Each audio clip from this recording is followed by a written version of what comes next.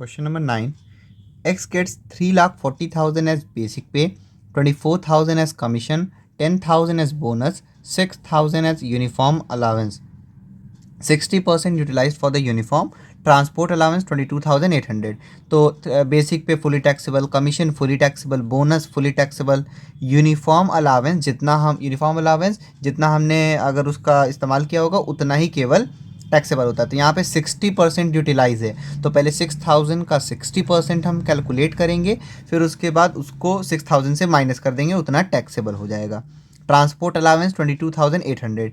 यहाँ कहीं भी इस क्वेश्चन में मेंशन नहीं है कि ये ड्राइवर हैं या किसी भी तरीके से ट्रांसपोर्ट डिपार्टमेंट में इन्वॉल्व हैं, इसलिए ट्रांसपोर्ट अलाउंस भी फुल्ली टैक्सेबल होगा. अगर क्वेश्चन में मेंशन होता कि इज़ अ ड्राइवर और पायलट, तो फिर हम क्या कहते हैं, फॉर्मूला वो ट्रांसपोर्ट अलाउंस का एग्जेंट करते जैसे निकालते थे. A rent-free unfurnished flat is provided in a place where the population is more than 25 lakh. A. B. More than 10 lakh but not exceeding 25 lakh, not exceeding 10 lakh. Calculate the taxable value of rent-free flat.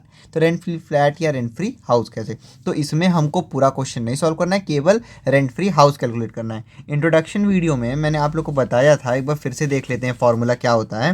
तो rent free house, जब बात होती है population की, जब population की बात होती है और नॉन गवर्नमेंट एम्प्लॉय केस में, तो जैसे हम HRA कैलकुलेट करते थे तो पहले हम एक सैलरी HRA का कैलकुलेट करते हैं, वैसे ही हम यहाँ पे salary for rent free house पहले कैलकुलेट करते हैं. ये पूरा ऐसे फॉर्मूला लगा के basic salary, D retirement, DP, bonus, commission, कैसा भी commission, plus all taxable allowance, फिर ये सैलरी आ जाता है. फिर उसके बाद हम ये यहाँ पे पॉपुलेशन की बात कर रहा है, इसका मतलब यही वाला केस है. तो जहाँ पे पूछा है बोला है कि 25 लाख से पॉपुलेशन ज़्यादा है, वहाँ पे हम 15% ऑफ सैलरी निकाल देंगे, ये वाले सैलरी का जो ऊपर मैंने फॉर्मूला बताया. उसके बाद अगर ये तो अनफर्निश्ड है, अगर फर्निश्ड फ्लैट होता तो उसमें ऐड करते ये सब चीज़ें, 10% कॉस्ट ऑफ फर्नीचर और फुल हायर वैल्यू.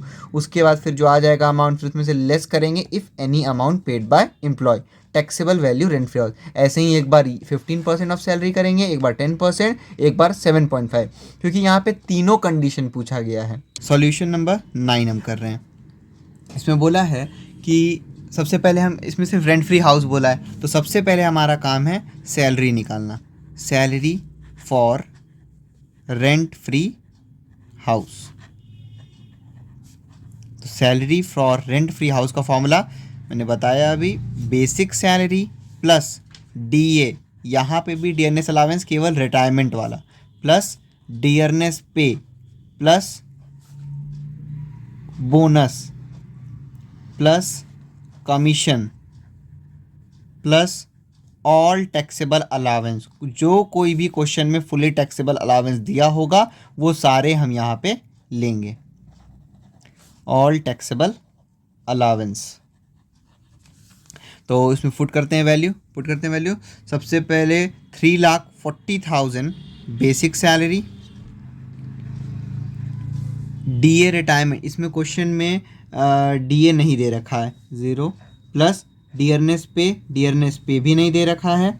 इसमें बोनस दे रखा है, बोनस दिया है 10,000 रुपीज़, तो 10,000 रुपीज़ बोनस हो गया.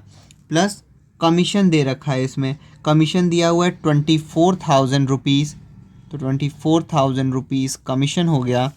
प्लस इसमें मैंने बोला सारे टैक्सेबल अलाउंस, तो कमीशन के बाद आ जाएगा यूनिफॉर्म अलाउंस. तो यूनिफॉर्म अलाउंस जितना टैक्सेबल है उतना ही वैल्यू आएगा.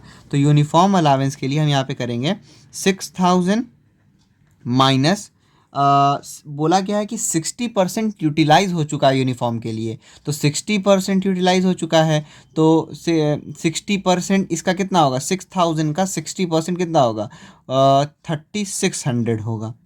ये यूनिफॉर्म अलाउंस का वैल्यू. ये फिर से देख लेते हैं. यूनिफॉर्म अलाउंस जो होता है, जितना हम यूज़ किए होते हैं उतना ही टैक्सेबल होता है, जितना यूज़ किए होते हैं उतना टैक्सेबल नहीं होता है.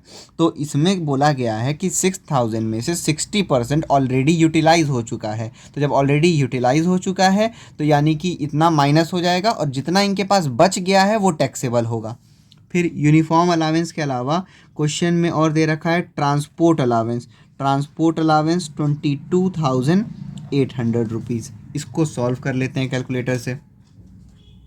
तो ये हो जाएगा 3,40,000 प्लस 10,000 प्लस 24,000 प्लस ये 6,000 में से जब आप 3,600 माइनस करेंगे तो ये आ जाएगा 2,400। तो फिर उसके बाद आप प्लस कर लोगे सीधे 2,400 प्लस 22,800, आपका आ जाएगा 3,99,200।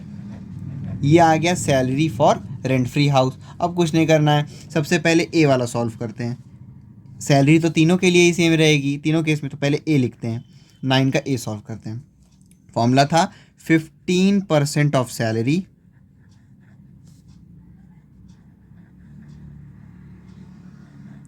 कब, जैसे पहले में क्या बोला है, ए में बोला है मोर देन 25 लाख, तो जब 25 लाख से ऊपर की पॉपुलेशन रहेगी तो सैलरी का 15% लेते हैं। तो 15% ऑफ सैलरी, सैलरी कितना है, सैलरी है 3,99,200। तो सैलरी का 15% कैलकुलेट कर लेंगे, 3,99,200 का 15%, यह आ गया 59,880। ये अनफर्निश्ड फ्लैट बोला है। अगर ये बोला होता कि ये फर्निश्ड फ्लैट है तो हम इसमें ऐड करते 10% हायर, फुल हायर वैल्यू या फिर 10% ऑफ फर्नीचर, तो वो है ही नहीं इसमें। तो फिर उसके बाद इसमें और देख लेते हैं और क्या दिया हुआ है।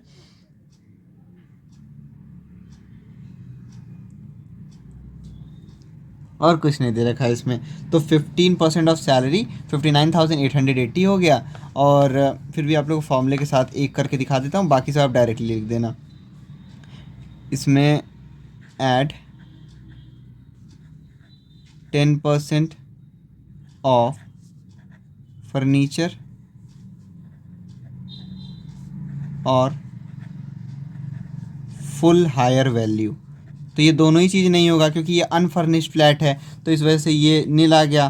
तो यहाँ पे आपका आ गया यही चीज़ वापस 59,880। उसके बाद उसमें से हम लेस क्या करते हैं, less if any amount paid by employer. अगर एम्प्लॉय ने कोई अमाउंट पे किया तो वो भी नहीं दिया हुआ है इसमें, तो ये भी नील। तो हो जाएगा 59,880 ही जो है वो हो जाएगा एक एक केस में वैल्यू हो जाएगा ये रेंट फ्री हाउस का टैक्सेबल वैल्यू, टैक्सेबल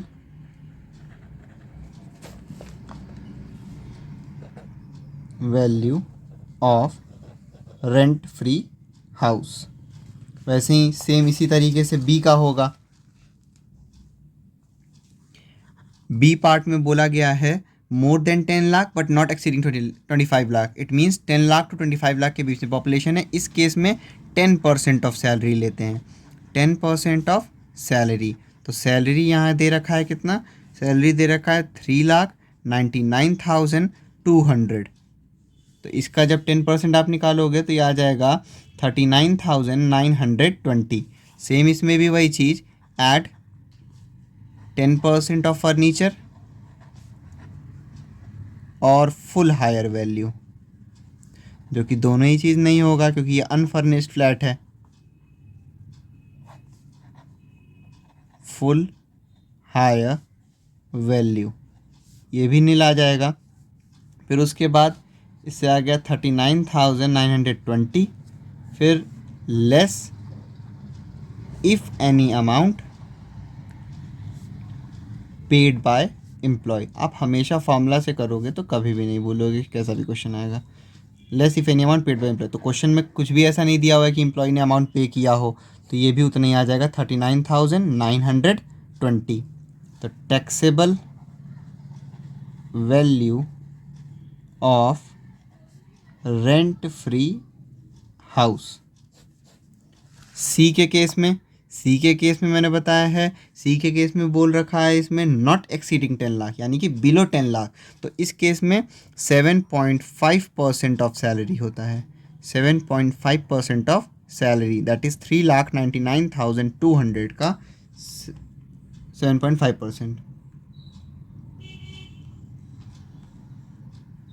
ये आ जाएगा 29,940। सेम इसमें भी आप यही चीज़ लिख देना। ऐड, ये फॉर्मूला है इसका जो कि पॉपुलेशन पे बेस्ड होता है। 10% ऑफ फर्नीचर और full hire value, 10% of furniture और फुल हायर वैल्यू, ये भी नील हो जाएगा। उसके बाद 29,940 लेस इफ एनी अमाउंट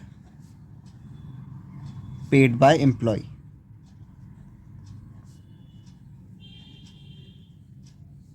तो ये भी नील है। तो आ जाएगा टैक्सेबल वैल्यू आपका रेंट फ्री हाउस सी के केस में 29,940।